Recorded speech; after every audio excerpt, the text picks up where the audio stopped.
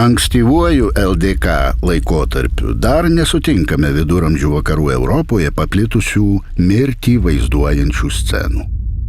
Nuo 17 amžiaus populiarėja antkapiai ir laidotuvių pamokslų iliustracijos, todėl mirtį simbolizuoja nudžiūvę medžiai, užgestantys fakelai. Ir štai viduramžių pabaigoje pasirodo ji. Pagrindinis mirties simbolis – giltinė. Giltinės vaizdavimas nėra gąsdinimo priemonė. Tai tik neišvengiama žemiškojo kelio pabaiga.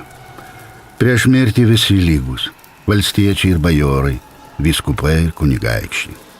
Smėlio laikrodis suskaitė paskutinės smiltis, žemiškos insignijos krenta žemyn, giltinė ištiesia ranką, laikas žengti pro amžinybės vartus.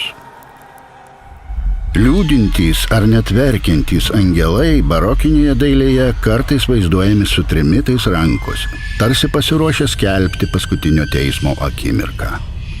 Mirusiojo netektį lydinčias emocijas simbolizuoja pagalbininkai, kurie padeda sieloms išsivaduoti iš skaistyklos liepsnų.